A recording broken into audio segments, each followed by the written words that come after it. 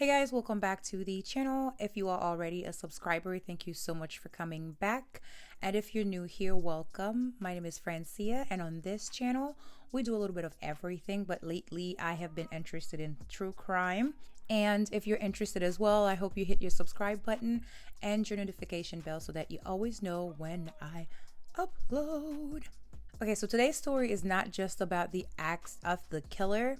Just like in previous stories I've covered before, it is about the vulnerability of society. It's about how these evil people can hide in plain sight by presenting as extremely charming and intelligent. That's scary. This psychologically disturbed man kidnapped, raped, and unalived about 30 women in many different places such as Washington, Oregon, Colorado, Utah, and Florida between 1974 and 1978, although it is believed that he unalived a lot more than that. I was recently doing a story on the Green River Killer, Gary Ridgway, and it was said that they contacted this guy to get some advice on how to catch a Green River Killer.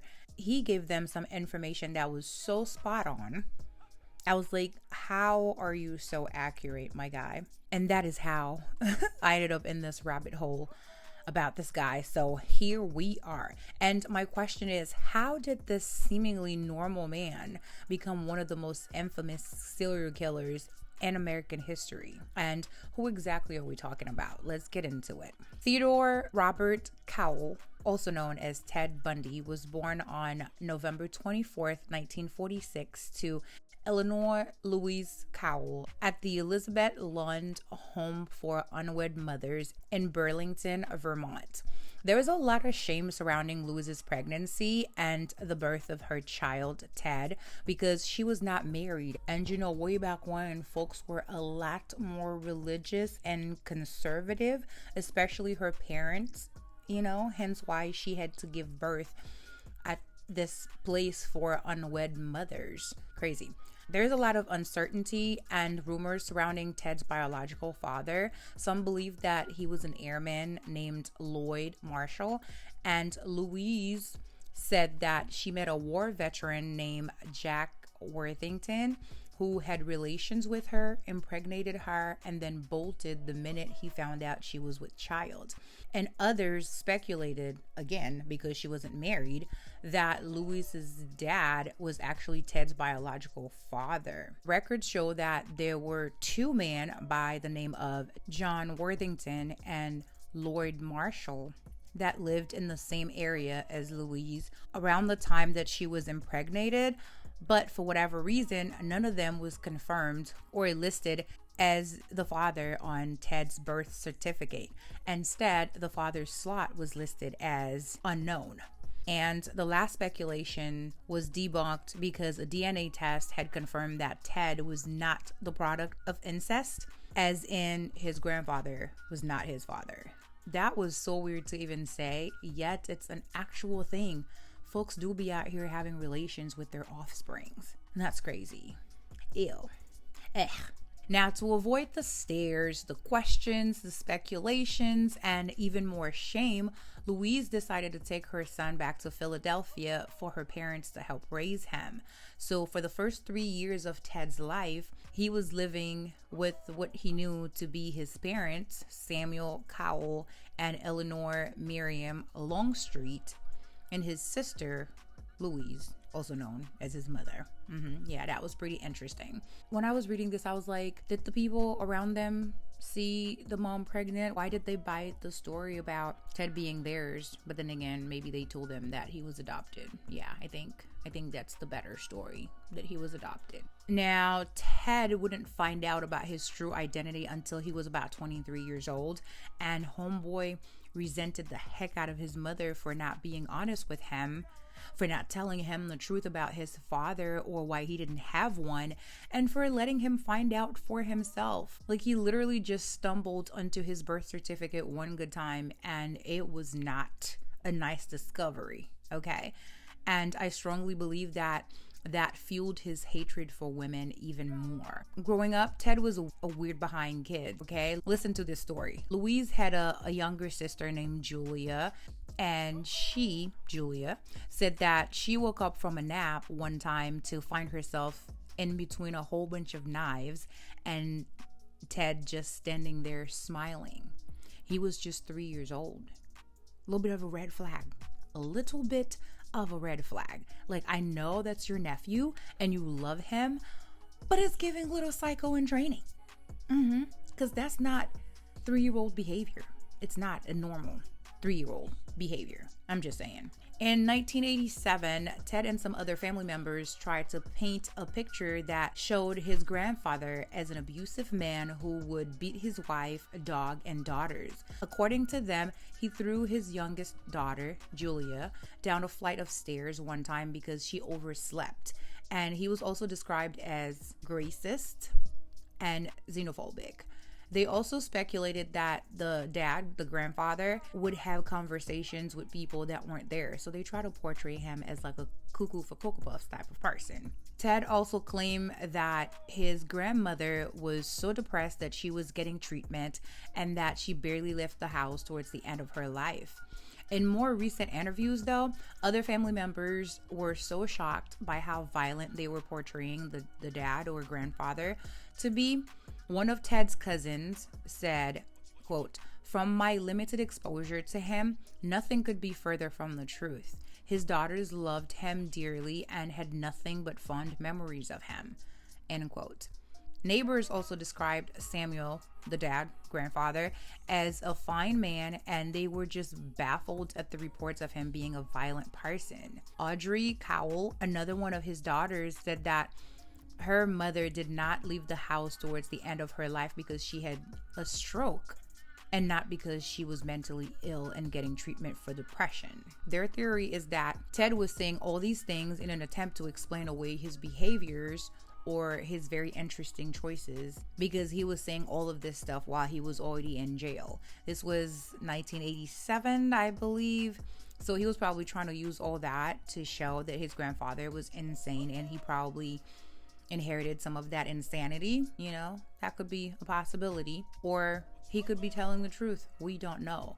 But these were the contradicting stories that were being told about who his grandfather was. There was also reports saying that Louise, Ted's biological mother, changed her name from Cowell to Nelson and was encouraged or pushed by different family members to grab her son and leave Philadelphia, which she did in 1950 and settled in Tacoma, Washington, which made me wonder if there was any truth to Ted's story about his grandfather being abusive, because why would family members urge her to change her name and grab her son and leave? That was a little sus to me. But anyways, I wasn't there, so I don't know. In 1951, Louise went to this adult singles night at a church in Tacoma, which is where she would meet her new boo thing, Johnny Culpepper Bundy, who worked as a cook at a hospital. Louise and Johnny got married later that year, and Johnny formally adopted Ted, hence how he went from Theodore Cowell to Theodore Bundy.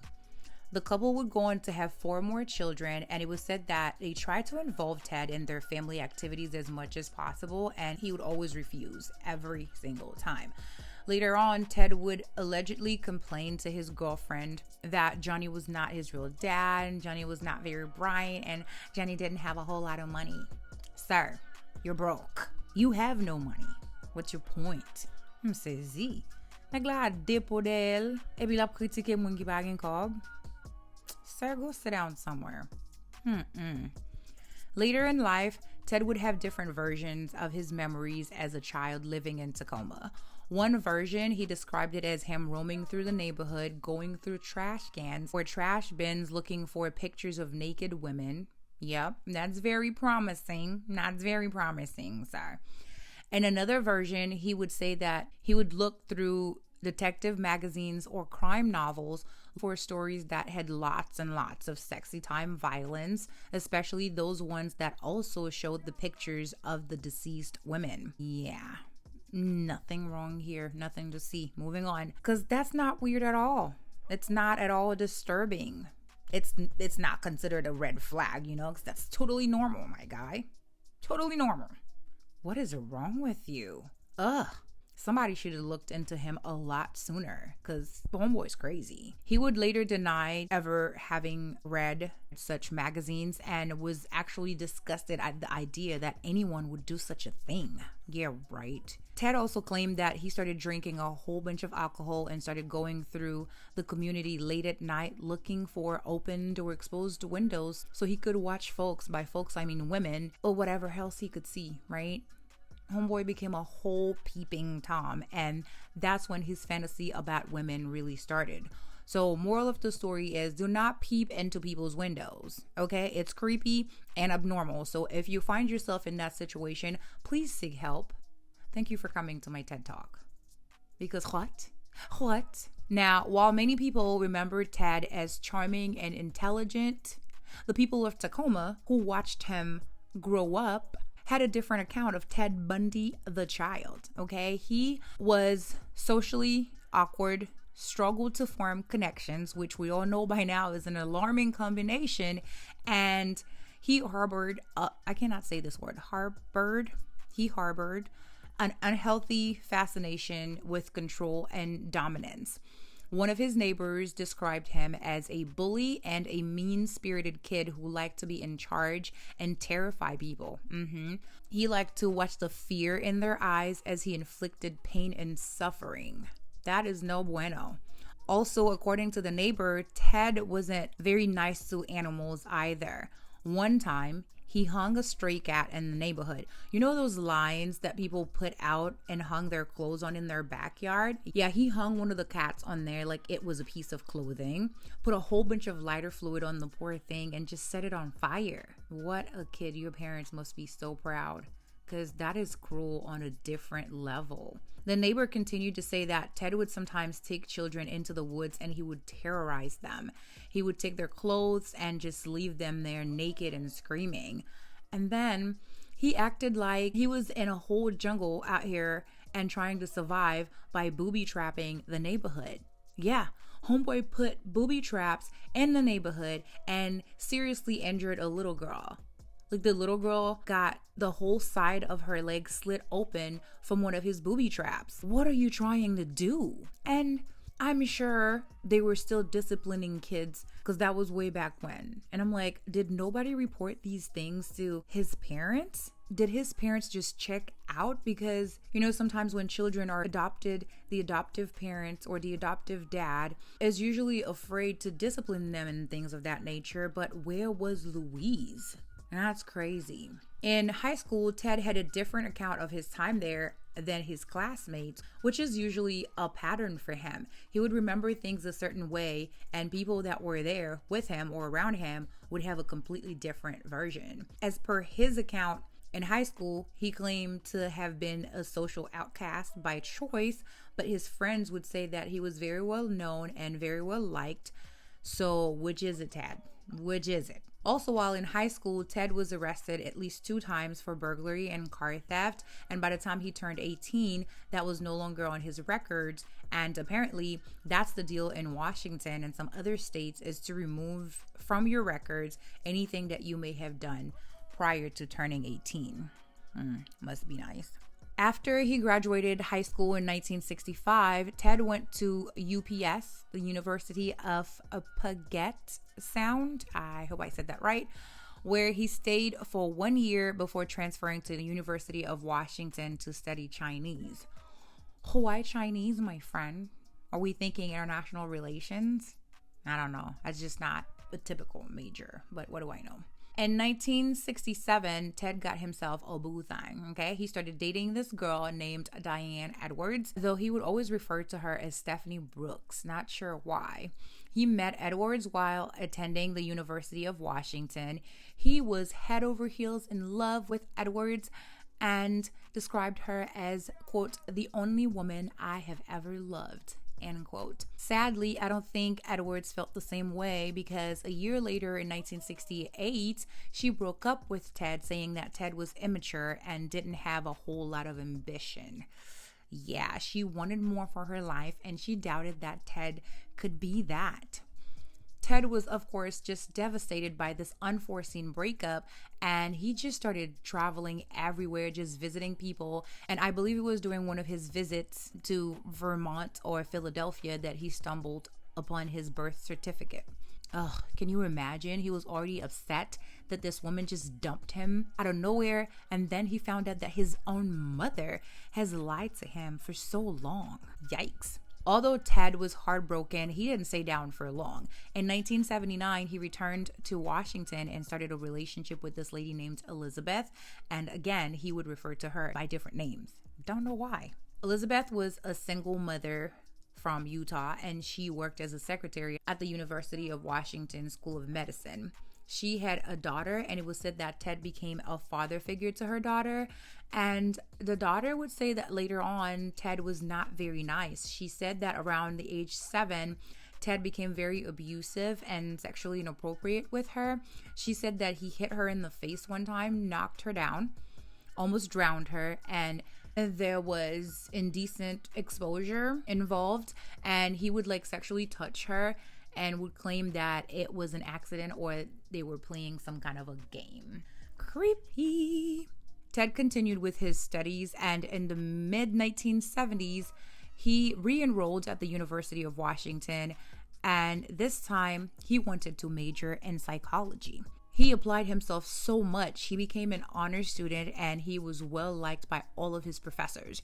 In 1971, he took a job at the Seattle Suicide Hotline Crisis Center, which is where he met Anne Rule, who would later write one of his biographies titled The Stranger Beside Me. Anne would say that she didn't notice anything weird or disturbing in Ted's personality at the time.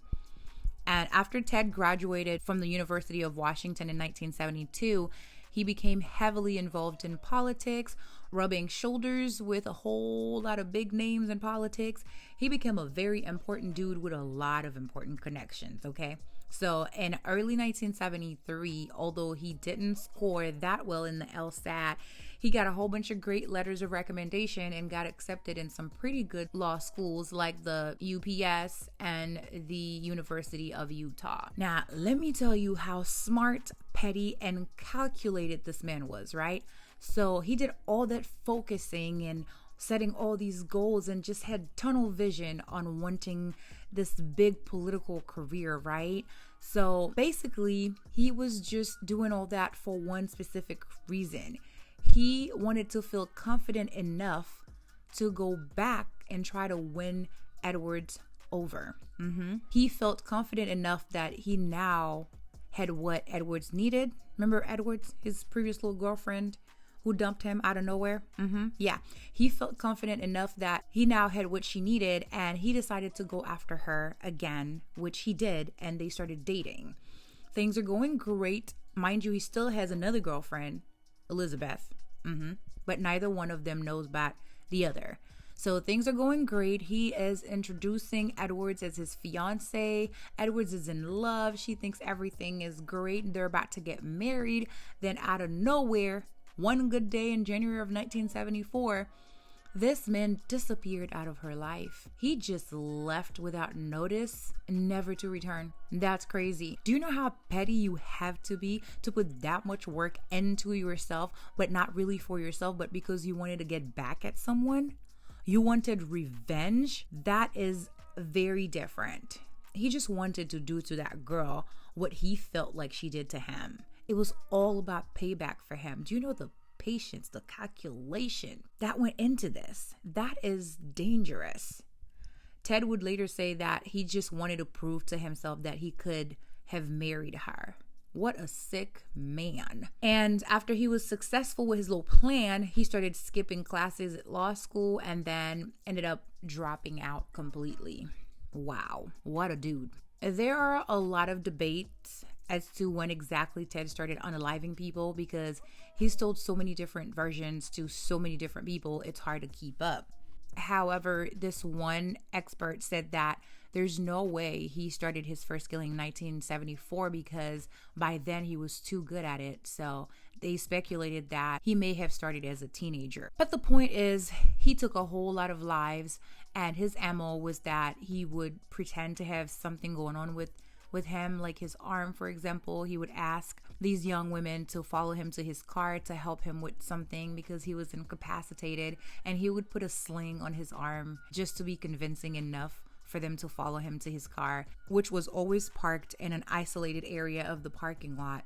And then once there, he would beat them until they became unconscious, and then he would handcuff them and drive away. Once he got to his preferred location, he would grape and unalive them. On other occasions, he would break into apartments, strangle and grape them in their sleep.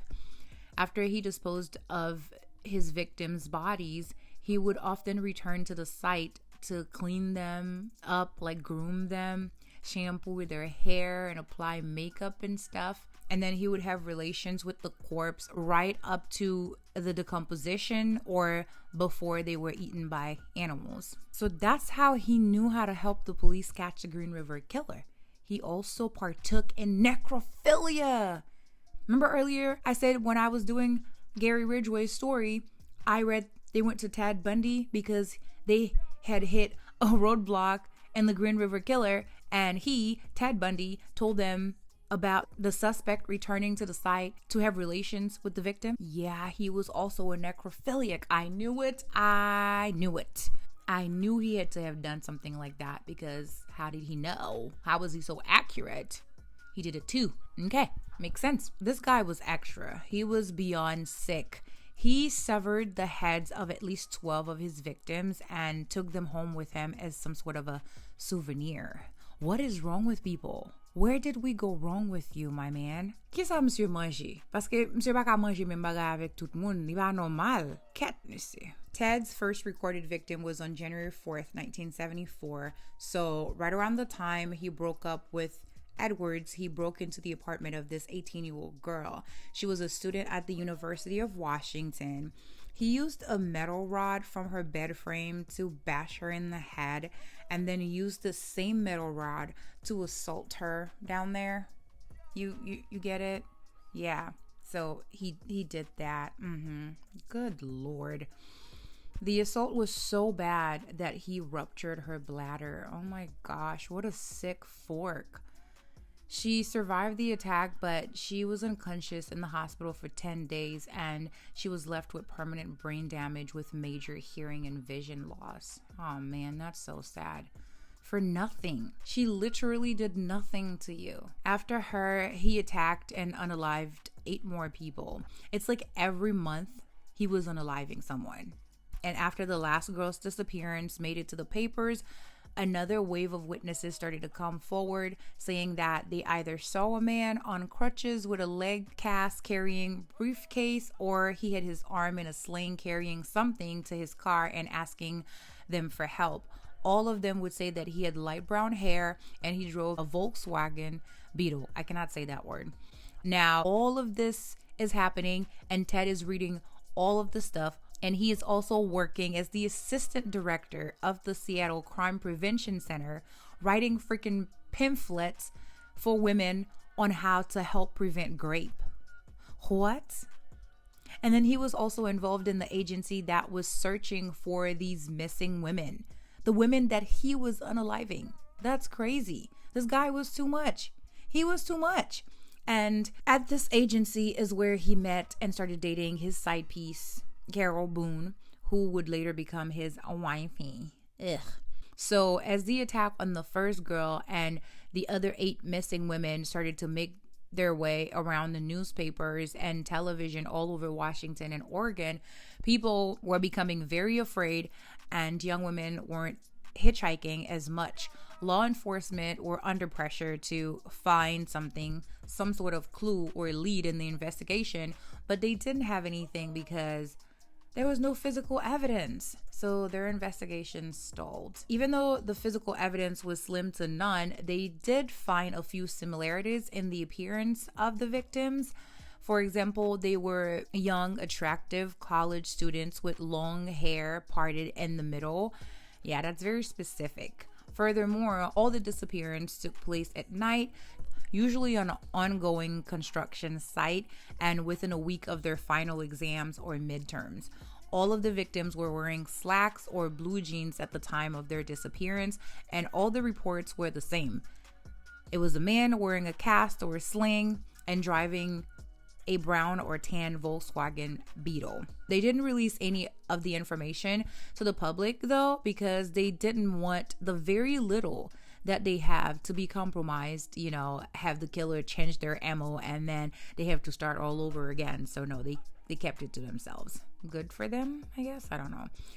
I think Ted felt like he was doing too much in that area and they were starting to have a pretty good description of him, and he knew he needed to move on if he didn't want to get caught. So he would kidnap for the last time on July 14th in the Washington, Oregon areas. 4 women reported that this man wearing an arm sling, who said his name was Ted. This guy was so arrogant that he used his real name at times. He asked them for help to unload a sailboat from his car. 3 of the women said no, and then there's one that said, yeah, sure, I'll help you. And then he said, okay, follow me to the car. And when they were almost there, she noticed that there was no sailboat. So she took off, but the other 2 weren't so lucky. At that point, police felt like they had a good enough detailed description of the perp and his car, so they posted up flyers throughout the Seattle area. They had a composite sketch that they put in the papers and on TV stations everywhere. Yeah, I think he knew his time had just run out in this area. As the information made its way around the papers and the television, his girlfriend Elizabeth, his co-worker Anna Rule, and an employee at the university where he attended recognized the profile and the car and everything, and they all reported Ted as the possible suspect. Now, detectives were receiving a lot of tips per day, and they thought that it was highly unlikely that a clean-cut law student with no criminal record would really be out here committing these crimes, so they didn't follow up on him. Dang, they could have saved so many lives had they just done their due diligence. But then again, I'm on this end and I'm not a detective, so I have no idea what it's like to be getting so many different tips daily and what the process is to work every single last one of them. But I'm also thinking, like, his girlfriend, his co-worker, the school personnel, they all know him, so why would their story not be convincing enough for you to at least look into it? But like I said, I'm not a detective, so I don't know anything. In August of 1974, Ted got a second chance at starting his law student career again, so he moved to Salt Lake City to attend the University of Utah Law School. Now, although his girlfriend was still in Seattle and they talked on the phone as often as they could, trying to make the long distance relationship work, the whole time Ted was dating other women. Yeah, Ted was just out here doing the most, dating other women and carrying on with his little unaliving business. Because shortly after he got there, people started dropping like flies again. His body count in Utah was 5 people, with 1 escape, 3 in October alone and 2 in November. It was like the more he unalived people, the more he needed to unalive people. So his total count for 1974 was supposedly 13 people. Now, his little girlfriend, she tried so hard. I gotta give it to her. She tried her hardest. She had reported him at first when he was doing his business in the Seattle area, and then when he went over to Salt Lake City to law school, women started disappearing again, and it made it to the papers. And Elizabeth was just chilling, just reading the papers and noticing the disappearance of women in the town where he was studying. She ended up calling these people over there twice, and both times it just added him to the list of suspects, which was the most they could do because there was no physical evidence linking him to anything. Ah, man. Also, if Elizabeth knew that he was in fact the one unaliving all these young women, why did she stay with him? Oh, maybe it was just a suspicion that she had and she wanted the police to do something to confirm her suspicion so that she would then know exactly what to do. That's just my thought. I don't know. So again, things were heating up for him in Salt Lake City, and by 1975, Ted decided to take his little criminal activities from Utah to Colorado and Idaho. Once there, he unalived 5 more people. Ted was arrested on August 16, 1975 after being stopped by a highway patrol, like a routine stop, and he noticed that the front seat of his car was missing, and then he found an entire kidnapping kit. Oh my gosh, that was hard to say. I'm talking about ski mask, crowbar, handcuffs, trash bags, ropes, you name it, he had it. So he took homeboy in. Then they searched his apartment trying to look for something to hold him, some sort of physical evidence just to hold him. Unfortunately, they couldn't find anything substantial, so they had to let him go. But they did place him on a 24-hour surveillance. Ted would later say that the people that were searching his place, they missed a collection of a whole bunch of Polaroid pictures that he had kept of his victims, and he destroyed them after he got released. Gosh darn it. Gosh darn it. So close. Now, after they placed him on the 24-hour surveillance, they went to pay a little visit to Elizabeth, right? And she just told him everything that she knows. She told them that she found stuff in her house and in Ted's apartment that she could understand. Things like crutches, medical supplies, a meat cleaver that they never use, surgical gloves, knives, and a bag full of women's clothing. And then she also told them that Ted was broke AF. Okay, Ted has no money. Homeboy had 0 money, but he just kept acquiring items. And when Elizabeth would ask him about the stuff, like for example, one time he got a brand new TV and stereo, and she questioned him about where he got them, he told her, quote, "If you tell anyone, I'll break your forking neck," end quote. Yeah, very gallant, this guy. Elizabeth continued to tell them that Ted would get very upset if she even uttered the words, "I want to cut my hair." She had long hair parted down the middle, just like his victims, so he did not want her cutting her hair at all. After they got all the information from Elizabeth, they wanted to take another peek at Ted's car, but in September of that year, like a month after his arrest, Ted sold his car. But thankfully, they found out who he sold it to, and it was a young teenager who hadn't done anything to the car, like cleaning or anything like that. The car was pretty much still the same, so they got a hold of it and researched it and found some evidence that matched some of the victims. And on October 2nd, they put Ted in a lineup, and one of his victims earlier that escaped, she was able to identify Ted as the one who attacked her and tried to unalive her. Now, while they didn't have enough evidence to charge him with the murders, they were able to charge him with aggravated kidnapping and attempted criminal assault in that girl's case. However, he wasn't in there for long. He was bailed out by his parents.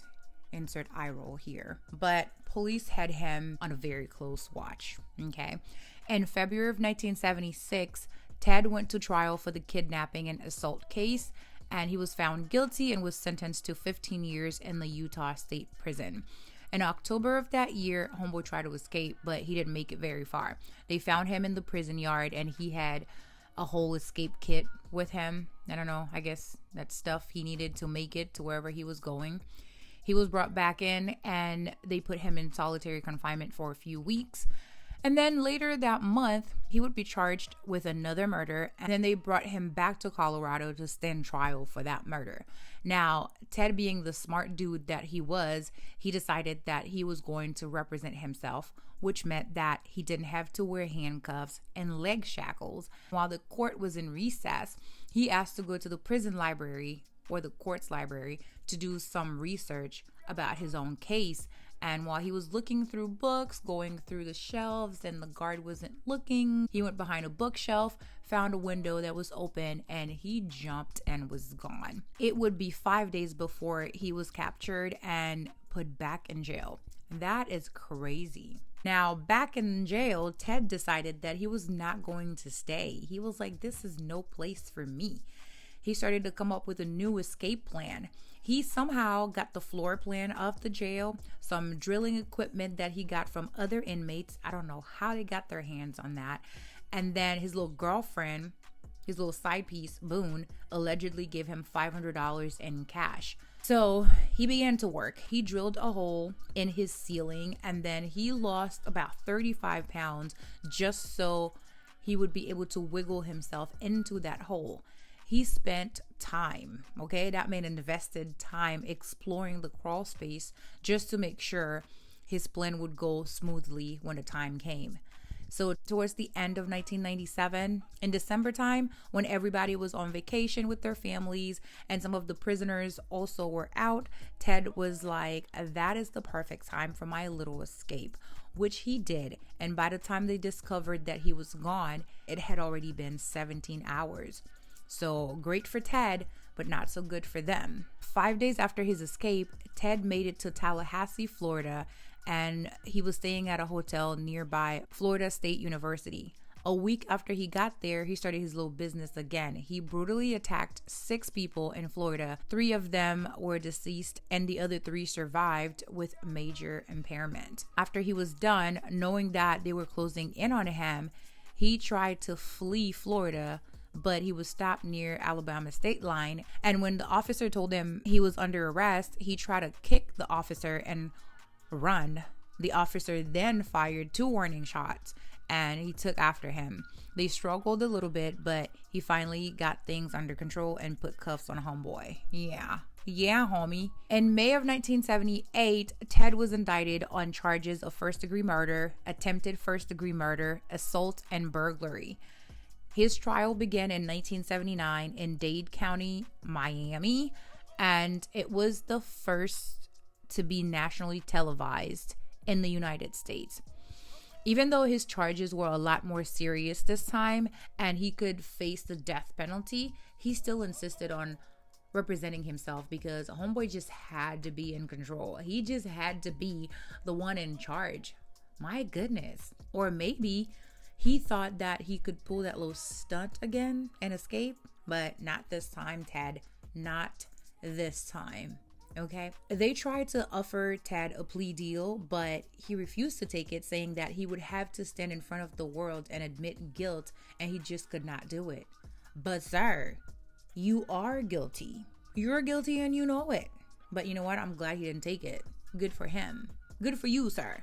Because on July 24th of 1979, he was found guilty on 3 counts of first-degree murder and 2 counts of burglary. He was sentenced to death for the murder convictions. Ted tried to appeal his death sentence to the Supreme Court of Florida, and they were like, nah, fam, you was good. You was going to take the death sentence and be great because all of these people, you didn't give them a chance to decide whether or not they wanted to live. So yeah, here's a taste of your own medicine. The sentence is going to stand, sir. It's going to stand. 6 months later, he stood the second trial in Orlando for another murder, which he was found guilty for as well. So during his sentencing for that second case, he decided that he was going to propose to his little girlfriend, Boone. He proposed to her. She accepted, and they were pronounced husband and wife because it was a courtroom. There were witnesses, and a judge was there, which made it legal. Whatever, good for them. On February 10th, 1980, Ted was sentenced to death by electrocution, and his reaction to the sentence was, quote, "Tell the jury they were wrong," end quote. He shouted. Yeah, no, Ted. They were right. You should not have unalived all these people. You was wrong, sir. Goodbye. Now, Ted would go through all of the appeals that he could because, you know, on the death row, they can still appeal their sentence. So he would exhaust all of his appeals. He would try to give interviews as much as he could. He would try to assist on other cases. He would hold out information, then give a little bit, then hold out more information and give a little bit to try and prolong his execution for as long as he could, because he felt like every time he gave detectives victims or locations, then they would keep him around a little bit longer because they wanted to solve as many cases as they could to give as many families closure or answers as they could. He knew that was like a soft spot for detectives, this guy. But at the end, they got tired of it all. After 10 years on death row, on Tuesday, January 24th, 1989, Ted was executed in the Rayford electric chair at 7:16 a.m. He did not want to have a last meal, which I don't understand anyway. Why give them a last meal? Why does it matter? I would have refused it too because I'm about to go. Like, give it to somebody who is hungry and who is actually going to continue living.